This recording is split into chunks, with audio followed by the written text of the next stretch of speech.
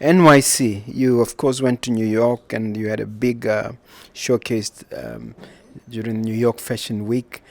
Can you take us through that, walk us through how it all started? Because I think it's one of the most exciting occurrences in your career. I chose Velvet because at that time it was a bit of a cost. Velvet was a bit more, affordable. But then I also love and am inspired by the early 2000s hip hop era. The Busta Rhymes, the dreadlocks, the Missy Elliott's, the Puff Daddy, the Mace. Oh no, sorry, no more Diddy. Sorry about that. Africa is the most youthfully populated continent where we all feel so apart. And we need something to connect each other. Why not use language? Why not use fashion? So I want fashion to connect each other the same way language does. So the study of linguistics of languages and tongues is glottology, but then we take out the ology and then we get glotto. Oh, I would never have guessed. This is Mogobe Nuggets of Wisdom podcast. We enthuse, we energize, we inspire, and we empower entrepreneurs and entrepreneurs of all stripes in BW and beyond. Hello, Milan. Welcome once again to another exciting episode of Mogobe Nuggets of Wisdom podcast. I'm super excited as always, guys. Always a privilege to bring you life-changing business and entrepreneurial education. I have a guest as usual. The guest will introduce herself, but I'm very, very excited. You'll find out in a second why I'm so excited about this particular one, because I have a fashionista in the studio. But before we go any further, let me just do a little bit of a shameless plug. I have a book, guys. It's called Nuggets of Grit, and it's available from Exclusive Books. Please go get it. It's only $360. I mean, guys, it's a giveaway. But I share my entrepreneurial story. I try to inspire you, and I talk about all things positive, from the kettle post right to serial entrepreneurship. I'm sure you'll find it exciting. Please do that. Additionally, be sure to get in touch with us if you choose to come and use some of our services here at Mogobe Incorporated, 397-1368. My guest, come into the picture now, madam.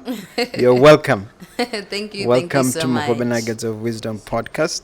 But please do us the honors, a short introduction, a brief background. Okay, so Milani, hello. Thank you so much for welcoming me. Yes. My name is Mboko Basiami, and I am the founder and creative director of Glotto. And Glotto is an Afrocentric, minimalist, proudly made in Botswana sustainable clothing brand. We delve a lot into heritage fashion, a lot of, conceptual fashion. We do both designer runway and ready to wear. And yes, we're very, very invested in Pan-Africanism and Afrofuturism and just releasing clothes that have a story behind them. Wow. Let's go back a little bit to the academic side, training. Take us through a little bit of that journey. Okay, a little bit of that journey. Academic. I'm a diamond baby, so I was born in a rubber mining hospital. And then did my preschool there. I then migrated to Gaborone right before Standard 1, which I did at Lokweng Day Spring School. Did that, finished my Standard 7. I would say even in primary, always won like reading week, always won a lot of sponsorship weeks. I was, on theater, I did a lot of school plays. Love that. It did cement my bond with Christ because it was a Christian school. Wow. Went on to Marabula. Great. Did a lot. Class president, it was in those roles as well. Yeah. Voted, I think, most popular at the end of my Form 5. Finished that with 3 A stars, 3 A's, 48 points. We had a fashion school called the London International School of Fashion, also known as LISOF. It came to Marabula, gave a nice chat about fashion, and I was like, hey, I always wanted to be an environmentalist up until that point. I've always had a green thumb. I've always been concerned about waste and wanting to keep things reduced, reused, and recycled. Was it one of those career things where they invite people from outside? Exactly. And then it just clicked? Exactly. It clicked. I saw fashion, and she kind of explained the business of fashion, and I even said I wanted to do a BCom in fashion. So I applied for that. But I am the firstborn of my family. My parents, my father's a civil engineer, my mom's a bank corporate exec. So it's really, education is the key. And I'm the firstborn. They didn't really take grades to the 48 star, golden child wanting to study fashion in a college. So they didn't really like it. But Daddy was a bit smart. He said, hey, forget about the fashion dream, just do your A-levels. But I'll get you, a nice place in Johannesburg where you can study. So I did my A-levels for a year and a half. Afterwards, however, you didn't graduate? No, I did AS. So I stopped halfway. An A, a B, 2 Ds. Oh. Daddy dearest was like, no ways. This is not my girl. Now you must come back. Quite depressed because at this time, everyone was going to the UK and the US to study. So it kind of felt like a bit of shame, coming back home with your tail between your legs. Now you must apply to UB. A bit upset with that, but my dad, he's always been instilling these strong values of knowing who you are and being proud of where you come from. And it's when I was in South Africa, I think he was saying that a lot to me, and I realized that, okay, I show my expression the best through fashion. But unfortunately, when you look at how I dress, you can't really tell. What were you doing in South Africa? My AS levels. Cambridge. Oh, I see. Yes. Okay, for purposes of what? Of continuing to university overseas. Okay. Yes. Okay. But then when, they saw the 2 Ds, they're like, maybe we should keep it back home and you do your postgrad. Yeah. Yes. So that's when I moved back to Botswana, started my UB International Business, BBA. Won't lie, my first book allowance. Got excited with the 8,000. Convinced a friend of mine to, hey, let's join this 8,000. Let's get on a bus. Let's go to Joburg and let's get some fabric. Yeah. Let's start this idea I have. You couldn't resist, eh? I couldn't resist. It's just, and what did Daddy say when that happened? Or he didn't know, he wasn't aware? He wasn't aware. The jig was up though. Yeah. At the end of the semester when they want to see the grades. And book was FD'd. It's the issue, and you're looking at grades to the extent that some of my modules only had 12% because I didn't go to any tests. I was really spending the least months of my apartment in Johannesburg to enjoy and start Glotto with my book allowance. Yeah, so it was a hard pill to swallow. They were upset, definitely cut off everything. I was home, but funny enough, I didn't feel that bad because I'd started my brand. And was it taking off? It was picking up. I was picking up. There was traction. At least I could pay for myself to leave the house. It kind of annoyed them to see me still live. Start asking for money. So it really gave me a sense of pride, and it was something that I told myself, I'm starting this because I'm no more a teenager. I started Glotto when I was 20 years old. It's 8 years down the line. I only registered it officially, even though I started 2018 is when it was registered. So originally it was just your name? It was just Glotto brand. And then now I went to SIPA in 2018. Yeah. So last year was our 5-year anniversary. Congratulations. Yes, thank you. Tell me, how did you get started? Was it t-shirts? Was it what kind of fabric? What did you get into as a start? As a start, because I'm always someone who keeps my finger to the pulse of the beat. I like seeing what's going on. At that point in time, there was a feminism, radicalism amongst us young youth girls, and it was #free the nipple because we were just, realized that bras were a construct made by men to not be distracted by nipples. Yeah. Like, why should we even free the nipples? Free the nipples. Yeah, okay. Like, don't wear a bra. Get rid of the bra. So I made these crop tops that were 100% cotton that were designed in a way that you don't have to wear a bra. And these are called the halter tops. We shot them in a quarry in Mogobe, and we broke the internet with those images. Wow. Yes. Wow. You talk of the African Renaissance when we're prepping for the show. What's your understanding of that? Okay. In the context of fashion. In the context of fashion, the African Renaissance is really us reclaiming our voice. So Renaissance is something that makes someone else want to do the same thing you're doing. It's a revolution. It's a call for change. It's an African youth quake, like I like saying it. It's trembling. You can feel the beat. And I feel like in terms of where we are, we're in a good place. You know, LVMH is one of the world's largest luxury conglomerates. And the guy is the richest man in the world, or one of them. One of them, exactly. And LVMH has a competition, you know, every year on the Rising Stars. Recently, we had our first African win this competition, Tebe Magugu in South Africa. Wow. You know, a wonderful video. Congratulations. You know. Exactly. You also broke the internet with that one. Exactly. So it's a beautiful thing to see Fenty looking at Rihanna, looking just there's more black-owned representation. There's more interest in what we have to do in our secrets. You know, Rihanna's putting Barbados trees and Barbados leaves, her ancient secrets that her grandmothers knew, and we're just now making it a commercialized version. So I think it's really a time where the world understands what diversity and culture is, and I think the African Renaissance is the African kids of this generation using all the lessons we have from our heritage and our folk tales and reimagining that in a globally relevant way that's commercialized and can be sold and packaged across the world. Wow, you answered it beautifully. Thank you. You know, you mentioned Rihanna, and Rihanna I know is a combination of music and fashion. Exactly. Is there any sort of musical influence in your work? Definitely. Tell me more. I think if you look at Glotto and you look at the sort of Glotto Glitz, that's the term I use to, you know, talk about our community. It's a lot of artists, it's a lot of creatives, it's a lot of musicians. You know, it's the Dato Seikos, it's the Sabachas, it's the Mposibinas, it's the Motwaferes. It's really because musicians are the most bold people.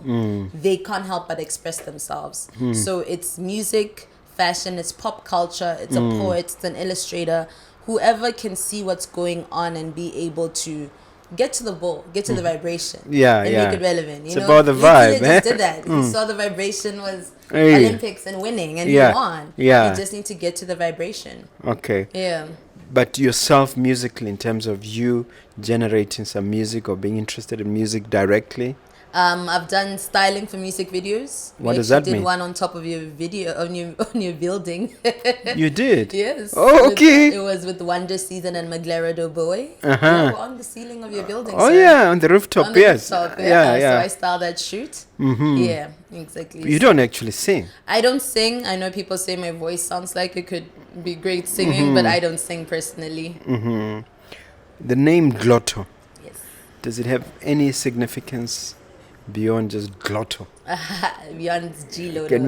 Can we look a little bit deeper? Definitely. It really does. I'm a deep person. I've always had a lot of depth. And like I said, when I was doing my A-levels in Joburg for the first time, Daddy kept on saying, don't forget who you are, don't do this. And I kept on saying, why is this man in my ear but not forgetting who I am? How can I forget who I am? And I thought about it now.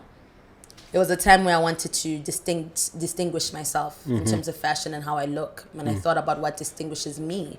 And I'm Mboko, Kibua Setswana, but you know, I'm also Mboko, Ndolebeleka Chikalanga.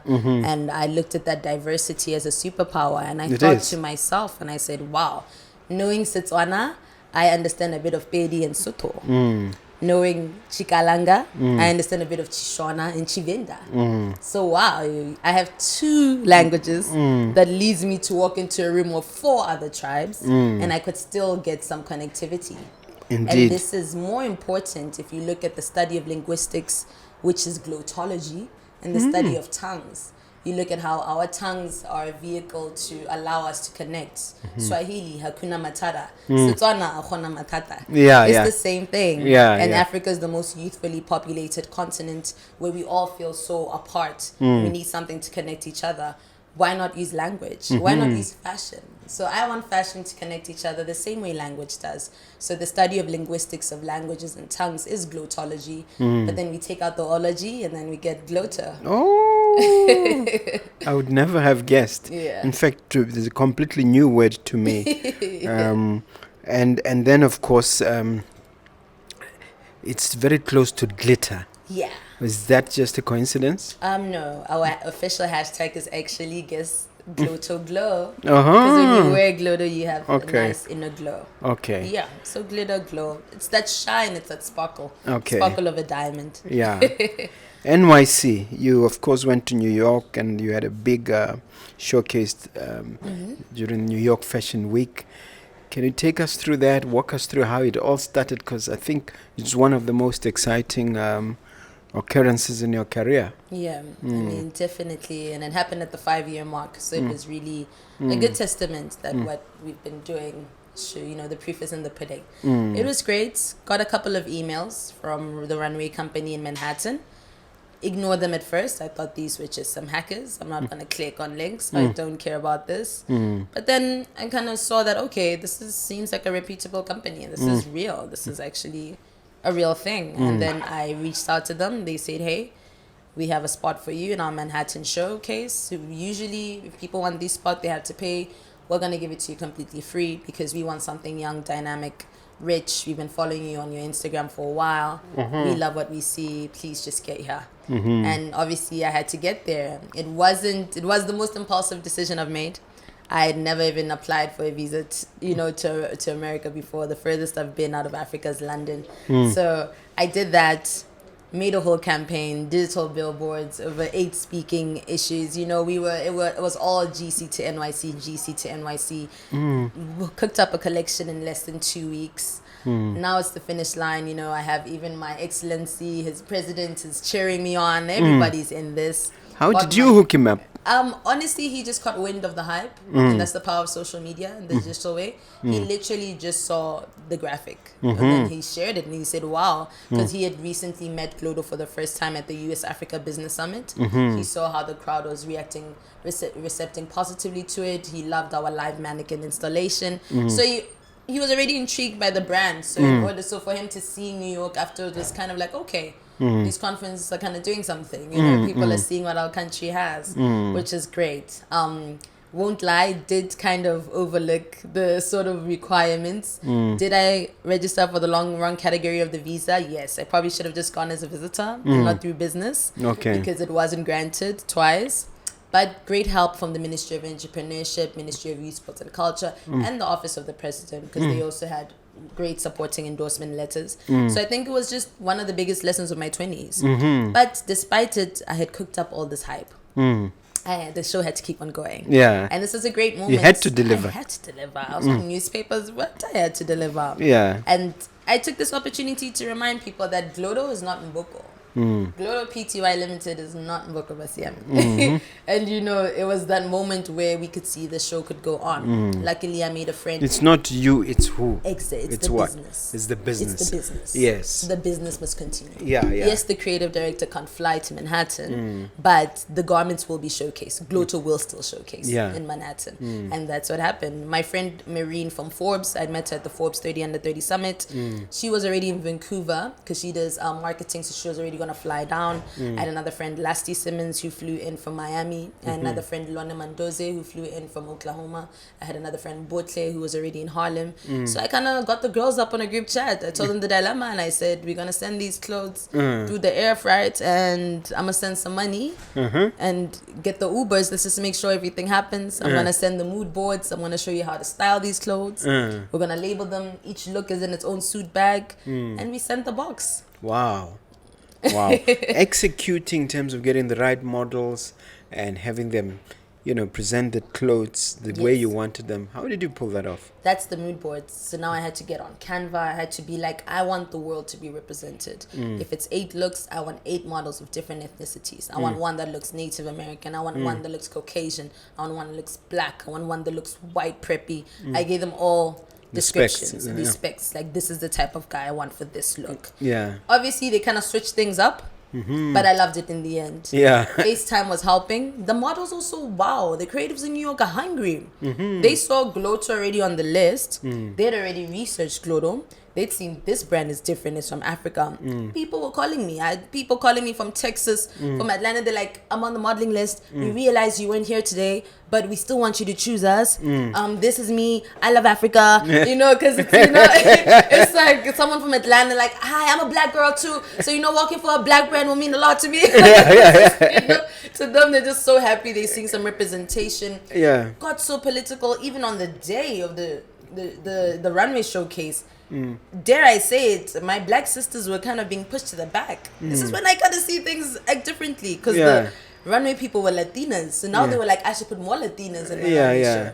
You know, in the that's the politics you're referring to. It's the politics of it. Because you're Latina, you think the Latina model's prettier. You're going to want to replace her with the black girl. But now the black designer in Africa is like, no, keep my black girl. You know, it was so beautiful. But I loved it. The way they caught on to the brand. They were using the hashtags. They were posting in the clothes. They were very proud to be a part of it. What happens? Do you end up selling all the stock, or how does it work? Yes. So this is just how it comes to trickle down to like the actual customer now. So runway is basically a conceptual view of what Mboko was feeling. And that was in the summer. So I did that in 2023, but it was my SS24 summer spring 2024 line, which is to be released now. So we do it a year before because we want to plant the concept in your head. You kind of see the fabrics. And that's why runway always looks crazy. It's just a concept. We haven't toned it down. So now I'm working on my lookbook and my campaign. Lookbook is when now you see the garments, the crazy garments now look more wearable. You understand the colors they come in. You know, they're now taken by the Havana Dam. They look very artistically. You know, you can kind of see that, okay, this is corporate. You see where to put it in your wardrobe. And then you get to the final selling stage. So one could say, yes, a fashion connoisseur would say, Mboko, you're a bit ill-prepared because you should have had the clothes ready for sale in the next month. But I also say sometimes you got to take the risk, even if you know you're not prepared all the way. Just do it halfway. And of course, you got the 4th most admired brand. Is it from the show or is just generally? Oh, that was genuinely. I was voted 4th most admired brand in Botswana. I'm sure the list came out yet, so I want to see where we are right now. Okay. But that was a beautiful one because we beat Mascom. We meet Botswana. Yeah. We're the only youth-owned business on that list. You know, to be right with the Alt Gassis and the BK Proctors, and I'm still self-funded. I'm still alone. You know, it kind of shows you that it's time for capacity building. Who was rating you and how did that come about? This was Brand Africa. So I think they used a lot of insights, a lot of optimistic. They have judges and exactly. so on. Okay. Yeah. No, but that's pretty cool. You've done New York. What about Milan and Paris? What's happening? Honestly, I want to say it right now with the confidence in my heart. I believe Paris Fashion Week will be this coming year. Yeah. What does it take? What does it take? It takes grit, originality, and honestly, I just think it takes hard work and perseverance. Yes. Okay. I always want to touch on challenges. People should not think like it's all rainbows and whatever, you know. It's not always sunshine and rainbow. What were the challenges? What were the setbacks? And how did you tackle them? I'd say in the 5 years of your existence, it would probably be a lot of what's that word? Syndrome. Is it impersonation syndrome? Imposter? Imposter syndrome, thank you. It's a bit of imposter syndrome in the aspect that I haven't been to fashion school. That's the one thing that was denied for me at the early stage. Yes, I have a BBA. Yes, I've been creative since I was born. But I kind of know to some level I will buy designer, I can make clothes. But sometimes I do ask myself, should I go to school for this? I'm learning on the job. Experience is one, hell of a teacher as well as life. Yeah. But there are times, I think I'm smart enough to also surround myself with a team. I have a team of 7. 2 of my tailors have more than 35 years experience making clothes. That's older than I've been alive. So I kind of tell myself it's okay, even if you didn't go to school. But I think that sometimes when you make a mistake and you realize, you wonder whether it's because of exactly. Is it because the stitch is not this machine isn't working? But a lot of people in your field haven't been to school. That's true. A lot of successful ones. Exactly. So is school a prerequisite? I don't think so. No, it's not. And I think doing the Mr. Price mentorship in May at the headquarters, really, I love that because that was probably those 3 to 4 weeks I was there was my fashion school. And everyone kept on saying, wow, you actually didn't need fashion school because you already have the originality. Yeah.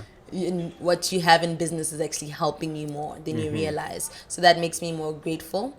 I'd say another challenge is being less entitled. I think when I started this brand, I literally counted every single person I knew and kind of said, in a year they will buy these t-shirts, I will survive. And then you kind of realize your favorite auntie may not actually buy a t-shirt in 5 years. And that's just it. People have their own priorities. and that And they may not see what you they may see. not see what you see. And also, life gets busy. I think another lesson of mine was this year, Glotto got nominated by the Women's Awards as the best SMME. And because I had a bit of an issue, kind of gone through 2 theft incidents, I wasn't at my top game, I'd say, this winter. Yeah. And I did something unlike Mboko. I didn't put as much work into it. I told myself, no, people can see the nomination, the vote. It's now the night of the award shows. I'm realizing there's even a cash prize. I'm thinking, Mboko, if you had just put an advertisement to remind people to vote, you would have won this cash prize. But now you sat down and you let organic. Yeah. And, and I remember even my mom was telling me. Nothing is ever 100% organic. 100% gonna come. Yeah. Who did you think you were? And my mom even had to say, my dear, because I was upset. I'm like, Mommy, how could I lose? And she's like, but even me, your mom forgot to vote. Yeah. So it makes you realize entitlement needs to go down. Yeah. You need to put in the work. Even people who've known you your whole life will still be reminded. By the way, the Glitz Awards are coming up. Yes. I know about them because they've made me their patron. Okay. Are you participating in that? Have you been nominated? I'll check. Yes, I know we've been nominated twice already. So Yeah. this Please year's don't probably forget. another nomination. Don't forget to Yeah, post something. Let me get I serious. think it's with the November, Glitz if I'm not Awards. mistaken. Yeah, there's still some time. Yeah. Yes. Now, I'm going to ask you, I've asked you about the setbacks and, the challenges. What about the triumphs? Apart from the New York Fashion Week, can you just take time to, to shine a little bit, to, a few shameless plugs? What are the highlights? Highlights. Okay, I'm going to say first being breaking the internet as soon as I dropped. I'd say that's... What does that mean exactly? Breaking the internet is having everyone repost your picture. It's getting more than 100,000 views and likes in one day. Wow. It's really going on Pinterest. What did you do? What did you put in there? I just released a really nice picture. Of yourself? No, of my models. Yeah. It's just a really good picture.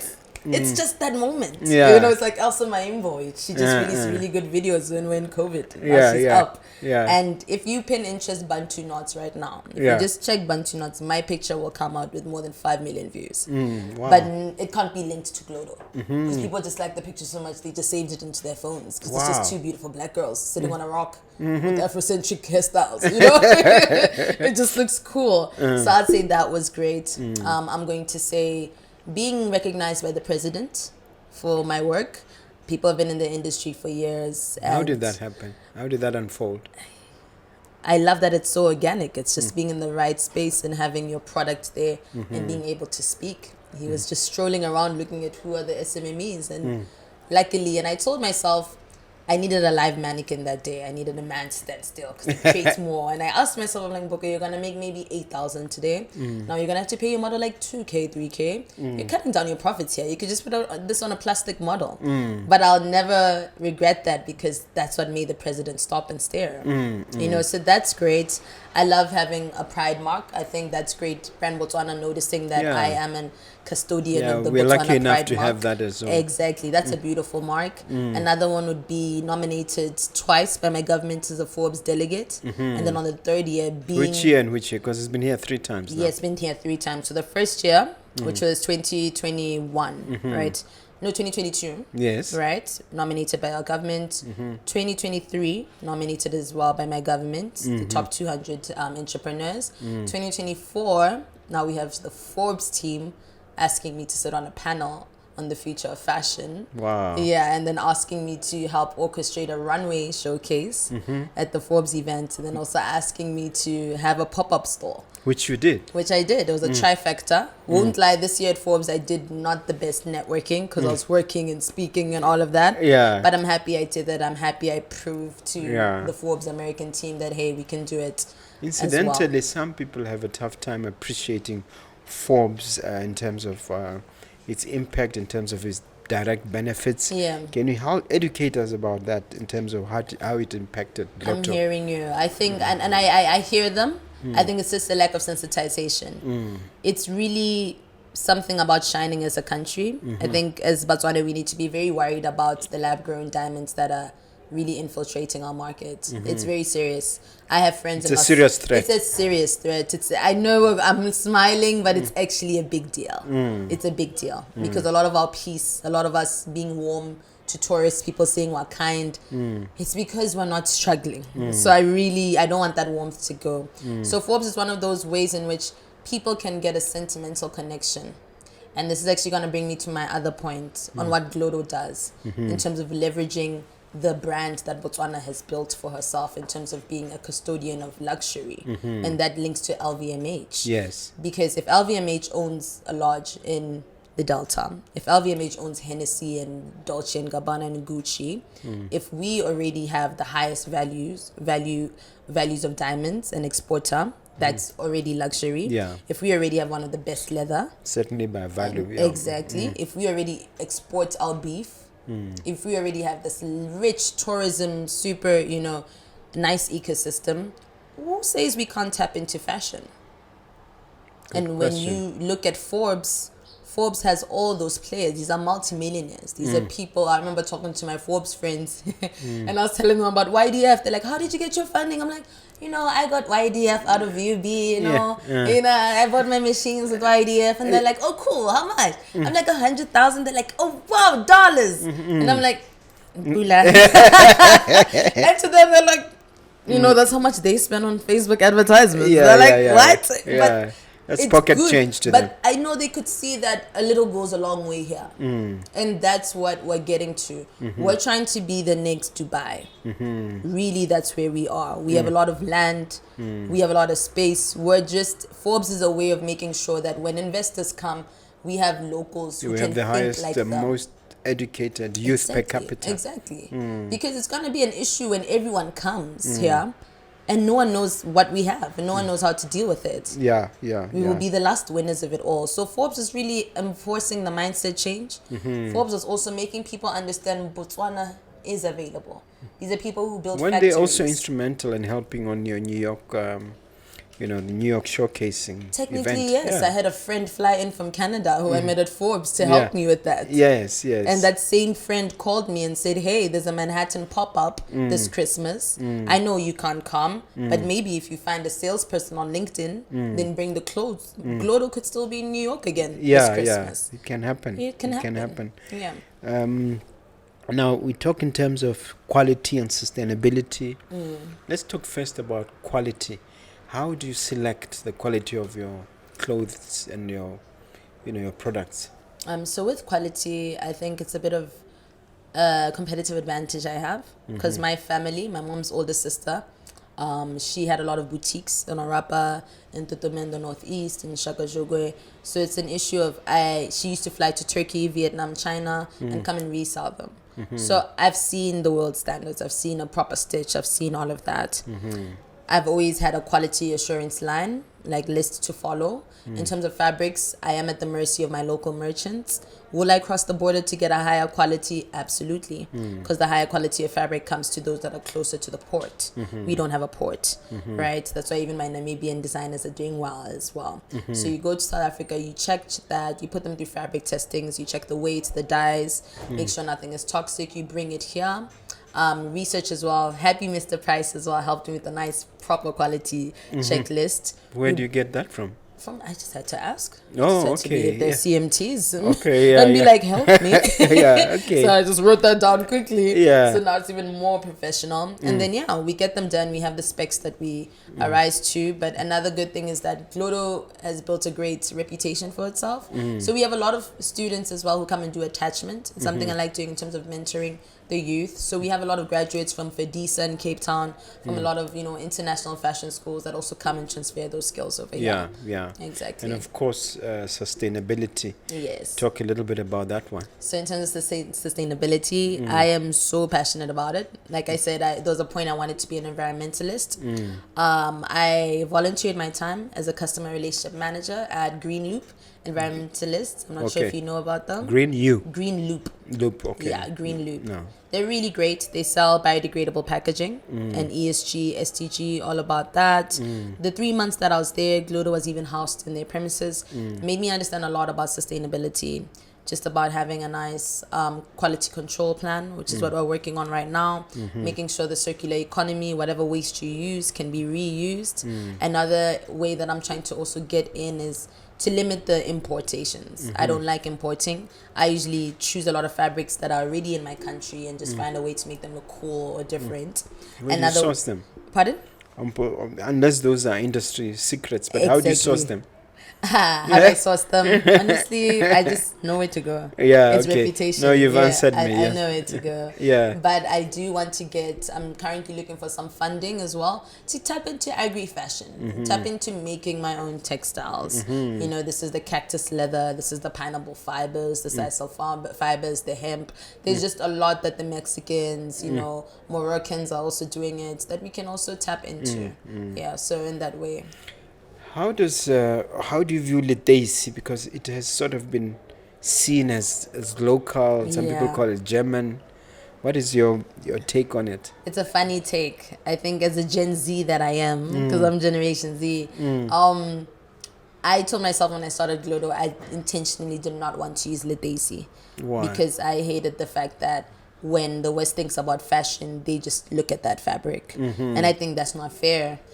I think when you think of African fashion, we shouldn't be limited to a textile because we're not textiles, we're people. So we should be limited to styles, to ways that we use our textiles.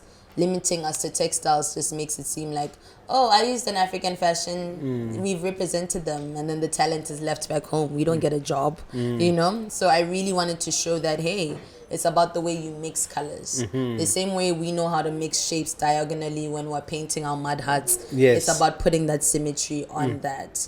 I think Leteisi is a very beautiful way because unfortunately it's ingrained in our culture.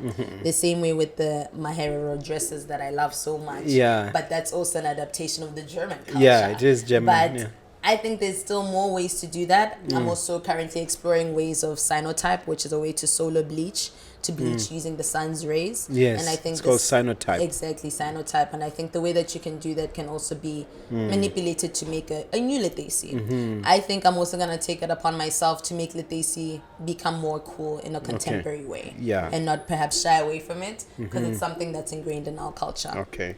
Yeah. I'm looking at the way you are dressed. I suspect that there's a deeper meaning. Take us through the fabric and also the earrings. What is the message here? Oh wow, you're so right. So this is the Glotto Vodro set, classic set. What I've done is I've created key core classic collections that grow over time. So you get the classic velvet set and corduroy sets, classic t-shirt sets. This seems to be both corduroy and velvet. You say that. That's why it's Vodroy. Yeah, it's called Vodroy. Because it's velvet plus corduroy. Yeah. It's Vodroy. Yeah, that's pretty cool. I know, right? Yeah. And when I saw it at the fabric store, I was like, yes, I've been working with velvet and corduroy. I finally have the hybrid. We released this last year. And also, if you look at this, it's very slouchy. I know Slouchy means? slouchy is loungewear. Yeah, A okay. couple of our customers refer to as the pajama at Glotto.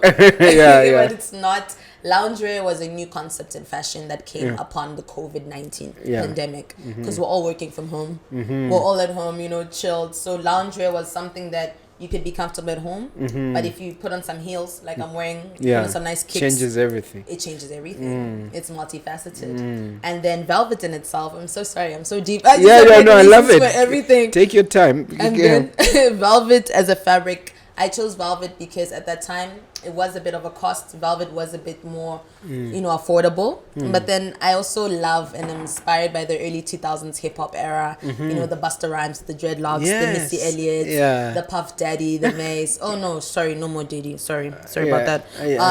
But I was really influenced by that. Has he been cancelled already? Yeah, he's been cancelled. Oh, sorry. Yeah. Okay, anyway, let's carry on. So they wore a lot of velvet. And then I did research and I realized velvet in the 1800s, which was manufactured in India, was actually put on a rule by the British royal family to not be made for anyone apart from the royals. That's why the queen and the king have velvet on their cape. So to me, I was like, wow, this is a fabric that we used to not being able to play with. Let me play with it to the extent that we're just looking normal in this fabric. So it's kind of reclaiming, you know, the ethos that we are royals in a sense, in the original royals. We are the original. And it looks expensive. We're the original royals. It does, yeah. So that's why I love velvet. So we can all feel like royals. The earrings. And then the earrings, I love these earrings. Actually, they're inspired by one of my friend's brands, Kwa. She did the jewelry for New York. Okay. So this was one of it. She deals a lot with cowrie shells. And if you know, cowrie shells were used as a form of currency in West Africa. And also just hold a lot of spiritual, beliefs in the whole continent. Okay. Now, you do talk about diamonds, the centrality of diamonds in our culture and also in our economy. How have you brought them in, if at all, to the Glotto story? I wish I brought your t-shirt today. There's a big diamond on the t-shirt. Is it? Yes. Okay. I think the diamond story is embedded in me. I literally was born in a diamond mining or rubber mining hospital. My family was able to set up businesses in the Tlakane areas because the miners were being paid well and there's purchasing power that allowed a butchery, a bar, an office park, a mall. It really allowed a lot of things. So if I look at diamonds, I look at my country being given a chance. We literally knew we're the small guys, but dynamite comes in small packages. It does. We asked for help. They gave us independence. No one thought we would do it. Yeah. And we did it. We had a secret plan. It's kind of like the Linkile smile, right because now. the smile speaks volumes. Exactly. So Yeah. diamonds are important, and I'm excited. I think this is a very important opportunity for not only the peers in Botswana, anyone who would watch this, who deals with, if it's HB Antwerp, if it's Nkara. This is more of the time to really hone in on where these diamonds come from. Yeah. People know they exist. People know what they do. People know what they mean. They know it's a girl's best friend. Now we kind of need to show people that there's real people that survived because of this diamond. There are people who are articulate because of a diamond. The concept of your brand being vertically integrated, can you speak that in ordinary layman terms? What does that mean? You mean in terms of, It's a vertically integrated brand that focuses on quality, sustainability, and community empowerment. We've already talked about quality and sustainability. Yeah. Let's talk about community empowerment. Yeah, so I think the integration in that sense is that what we're building should be a sustainable business model that can still exist even if the creative director is not here. That's something that I want. That is even in your absence. Even in my absence. If Mboko says it's time to do her master's, her postgrad, she's about to turn 30 in a couple of years, I still expect things to be running. It's also in a way that we want to take things back. Our clothes are handmade with human finishes. There's a lot of sentimental value. It's not just run through a machine.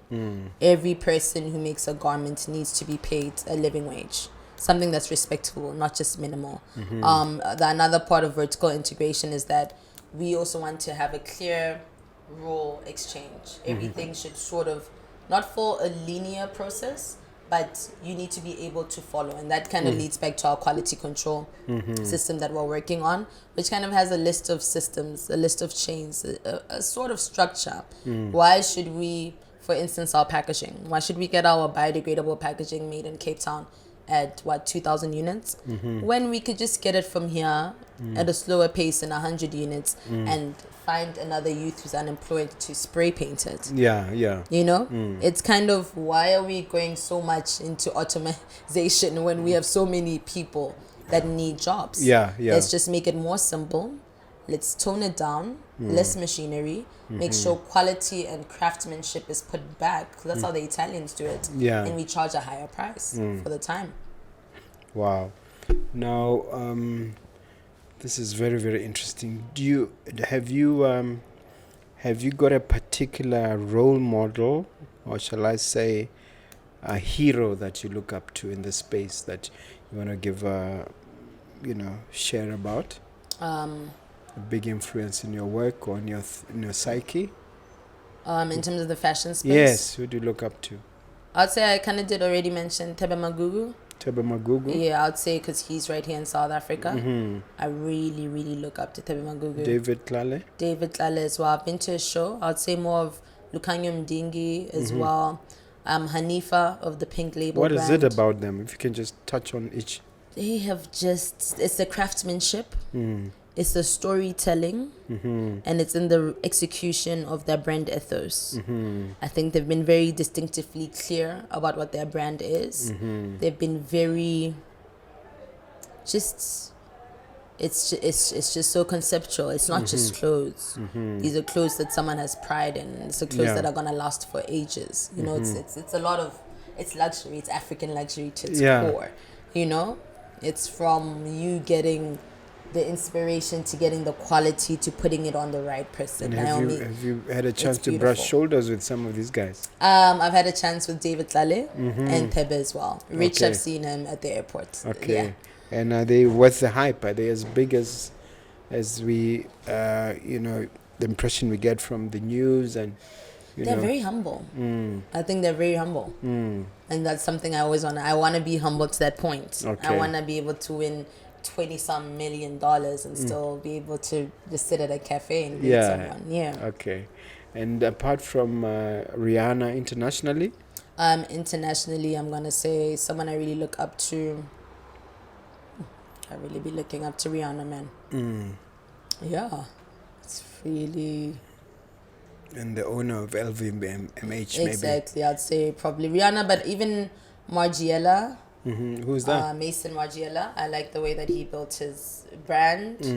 Don Juliana, I'd say, is also really great, but then he's a bit... But Virgil, I'll also say Virgil Abloh, the late and great Virgil. He really did a lot in terms of connecting, because he is second generation African. If there wasn't Virgil being the first Black creative director of Louis Vuitton, there wouldn't be Pharrell right now, and there wouldn't be so many other Black creative directors, for Supreme and all these other brands that cost billions. And people are kind of realizing that, okay, we get a lot of inspiration from the Black kids, but no one really trusted a Black kid to be at the realm.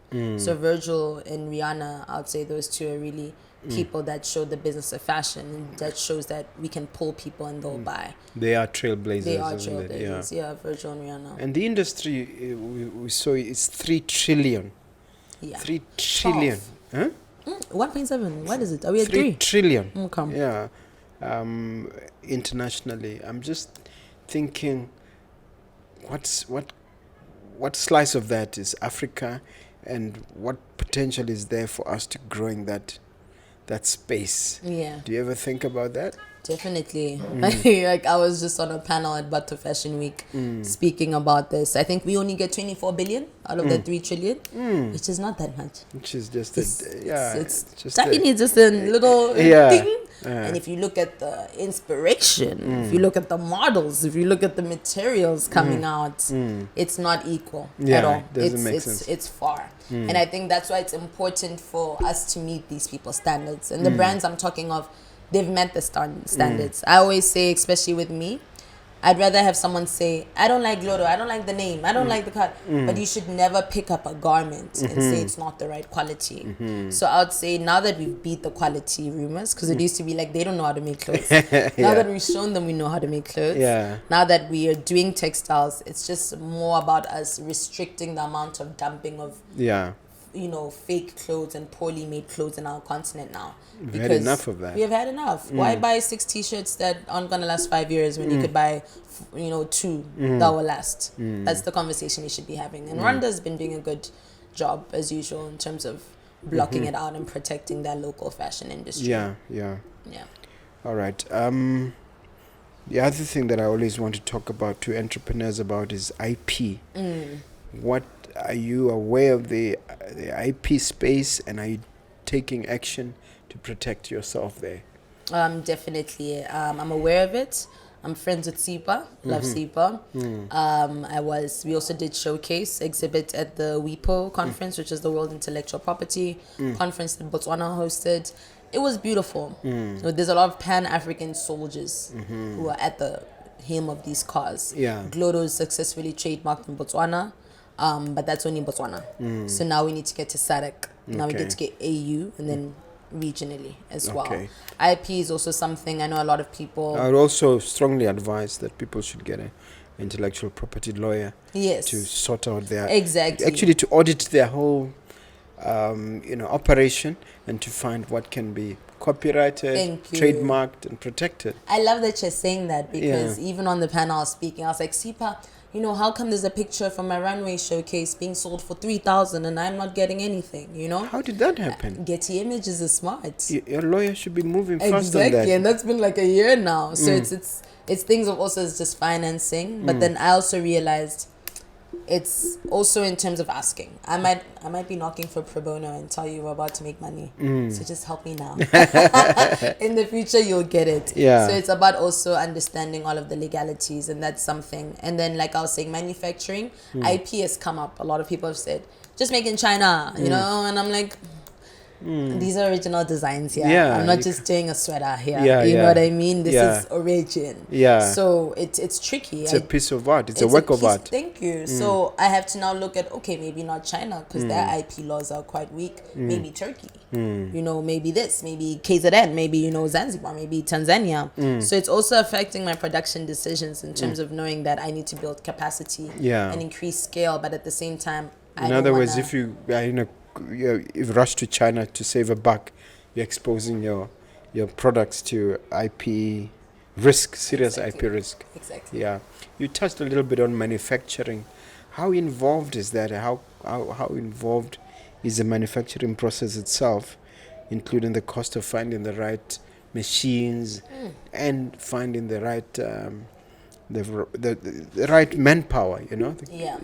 Human capital. It's not easy. I'd say it's I'm literally blessed to have my tailors at that age and being able to dedicate themselves to building a brand for me. I even lost one COVID-19, and I'm sorry. Thank you. It's still a big, you know, push because now we can't do bodysuits anymore because the tailor who did it has passed away. Oh, with all the skill. With all the skill. Shoo. What are you gonna do? Are you gonna now take time perfecting one product line when there's 8 other? The product line has to now sleep. You know, that's just the reality of it. And I would say in terms of cutting, because it's not only making clothes, you're gonna cut, like you said, source fabric. You have to cut it, you have to make it, you have to brand it, you have to embroider it, you have to dye it to a certain color. It's a lot. It's a lot. So you just have to take it piece by piece, and I think that's the reason the retailers can really compete, because Mr. Price or Awards has a lot of CMTs that do that for each line, so they can create 20 styles in a season, and then Mboko's gonna only focus on 5 core styles, and now it looks like I don't have the creativity. But really, I'm looking at, I'd rather get 5 styles out this season in the best quality than 20 that won't meet all the quality standards. Okay. Yeah. Are you thinking in terms of going retail and actually setting up your own shop somewhere, maybe on Mogobe Plaza or one of our properties? Yeah, is that something you check the rent price? Yeah. Yeah. It's always negotiable. Exactly. Yes, I've actually been approached. There's a event area called House of Joss in Broadest. It's nice because there's a lifestyle area, so there's a lot of nails and stuff going on there. We're kind of exploring that because the good thing about that is that we would be able to host monthly sip and shops. Yeah, because Glotto is more than just clothes. It's what I realized. Although we're selling at the Pusha BW store by BITC at the airport, we have our website, www.glottobrand.com. We do have plans to move into South Africa physical space. If we could get that physical space in Botswana before the end of the year. And then we're also injecting 15,000 more into our website to make it more competitive in the e-commerce scale. Wow. All right. I can't let you go without talking about your whole approach to social media. Yeah. Because it's been such an integral part of what you do. Definitely. Do you want to share your psychology and your approach on the social media front? Social media side, I would say it's been a bit of a test trial. I won't lie. But now I know you can always tell who authentically loves your brand and who is acting. Because the people will also tell.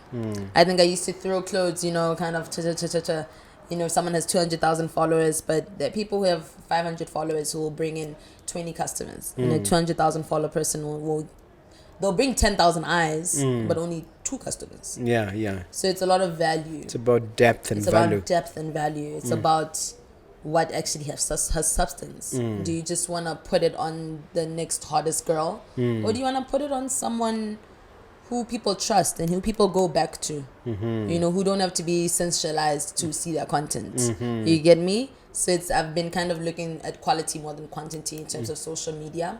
I do need to get more serious on the TikTok front. I won't lie. I'm gonna get a nice TikTok manager. Is it not just about frequently posting It is about frequently and consistently? I think back in the days I could. I think someone could actually say Glotto social media was more than today, and that's because I'm now at a more strategic level. So I'm now looking at everything else. But it's definitely like important. It's a vacancy that's about to come out. Yeah. Social media is really how I got New York. It's how I got Mr. Price. It's how it really is that. It's really helped It you. really Yeah. has helped me. And what are your numbers now? Numbers were at 48,000, so we're about to get to 50K on Facebook. Instagram, we should be at around 12. Twitter slow, we should be at around 3. TikTok, we should I'll be tell around you why 6. I'm asking. When I mentioned to people that you're going to be my guest, everybody in the office was Everyone knew going me. wild. Everybody Yeah. knew you and they were getting excited Yeah. that I have, Just a little under 100,000, I would say, combined. Yeah. Oh, that's pretty good. It's pretty good. All right, this is the part of the show now where we ask you to grab your crystal ball and look into the future, a decade or two, Yeah. and share with the viewer the dream and paint a picture so that you can encourage someone by what's going to happen to Glotto and what does the future hold for them. In the next 2 decades, he said 20 years. A decade or two, yeah. A decade or two. Wow, that's crazy. In a decade or two, definitely we'll have a fully functional e-commerce system that would, much of like how Sprint Careers is running, you know, like different areas. Yeah. We would be on more than 2 online commerce models. We would have more than 5 physical retail spaces. We would have showcased in Paris, in Milan, in Tokyo. We should have at least a nice flagship store in Maung. Definitely, Maung is close to my heart. Yeah. One in Francistown, because obviously. Another one now in the south. A nice coastal store as well. Not sure if it's Namibia, Mozambique, Durban. We don't know. Where there's a beach, we should be there. I also do look into having a magazine, a nice Glotto magazine. There should be a nice Glotto birthday soiree. Last year we celebrated What our is that? birthday. Birthday soiree. I call it the Glotto get together. I don't want to say Glotella. Yeah. I don't want to get sued. Yeah, okay. But like it's basically every November, because technically I registered Glotto in November 22nd, I believe 2018. So Okay. every November I want us to all come together. I want the community to come together. We have a great time, have a nice Glotto fun day, and just look at the years that we've been supporting this brand. Okay. Definitely have a nice Glotto NGO, you know, nice charity organization, so we can nice formally give back. And you know, single mothers have my heart. You know, abortion isn't legalized in my country, so I definitely do want to help the single mothers of Botswana. I love them, I really do. Another thing I would say, so more into activism, more into the events that we have yearly, more into a magazine, Glotto Glossary, which would be a nice glossary of all of our customers, just so we can kind of build the village and help out the village and know where and how to get things within our community. Yeah. A lot more brand collaborations. Let's do like a Glotto Levi's. Let's do like Glotto Converse. Wow. You know what I mean? Yeah. And And obviously we want it to be a multi-billion exactly, brand definitely by then. multi-millionaire. It would be nice if some shares perhaps, you know, like a nice, get some shares, get more people on the team. I currently own 100% shareholding, so who knows? Maybe I'll give out to 5%. Yeah. Angel investor too, someone who's with the brand. Then talk to us at Angel Network Botswana. Exactly. You know that's a company we founded which Yes. offers funding for startups. I'm working on my pitch deck as we see, so I should do it. You should communicate with us. Yeah. I mean, maybe the viewer didn't know. Angel Network Botswana is available, you guys who are looking for seed funding, you know, from angels. But anyway, are you done painting the dream? A nice factory. I think a factory would be cool. Okay. Not only for Glotto per se, but a nice CMT to also help. It's something I was really passionate about when I was at Mr. Price headquarters. I did look at them like, okay, we should have one CMT. Okay. There should be one factory also helping you with the 30 stores you have in Botswana. Yeah. You know, because they have 600 in South Africa, a good 30 in Botswana. 115 or something in Namibia. We're the second most. After South Africa. So I think they should be at least 1 point helping them. Even Yeah. if it's just the socks, even if it's just intimate wear. Yeah, Let's yeah. create some jobs, you know. Definitely. That is very good. That is very Oh, I good. forgot my farms. Yeah. Should What's be happening having with the farms? I should be having some cotton fields, some pineapple fibers, Whoa. some cactus. Should be trying to make leather out of cactus. Yeah. Should be doing some clothing dyes out of onion peels.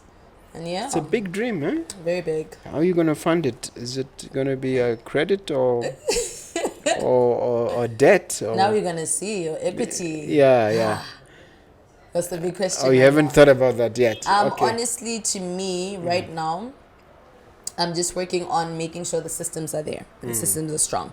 Before you tell anyone about a payback plan, I just believe you need to have tested your systems. Yeah. And that's what I'm doing this year. Before It's you exactly roll them out. Before you roll them out, you kind of need to test. So we're testing right now, and then once I've tested, at least I'll have more confidence. Okay. And say, hey. All right. I think we've covered everything that we needed to cover. Do you have a question? No. Oh yeah. So when Yeah. are you joining the Glotto Gate family? You forgot the T-shirt. So the minute I get that T-shirt, I'll have joined. Okay. So it's now on you to bring the T-shirt for me to buy. Yeah. So as soon as that happens, I've joined the family. Definitely. And I've just joined on the online. Yes. So I'm part of the family now. Exactly. You can't get rid of me now. You're stuck. All right. Okay. Now, as we conclude our conversation, as we wrap up, I'm inviting you to look at that camera and leave the viewer with one final inspirational message as we close. Okay, so hi guys, once more, thank you for having me. My name is Mboko Basiami and I'm the founder and creative director of Glotto. I just want to say, please never forget who you are, always be proud. Remember to hashtag Glotto Glow. We rise like the sun and we shine like the diamonds that we produce. Yeah. Where can they find you? Give them all your contacts, your physical address, where they find the business. So you can shop Glotto online at www.glottobrand.com. You can add our business WhatsApp line at +267 7427 6689 7427 6689. Our catalog is there, as well as shop Glotto on social media. Facebook, GLOTTO, Instagram, Twitter, TikTok. It is Glotto with the brand, so Glotto brand, as well as going to the airport and going inside the brand Botswana push-up EW store. You'll see 2 beautiful rails of Glotto, and not just that, but you'd also be able to shop some other beautifully made, locally produced goods. Second place would be probably at the House of Joss maybe soon. And yeah, just make sure you follow us on social media. Get sure you subscribe to our website, and then you'll keep in touch with all of the updates, anything, hashtag Glotto Glow. Wow.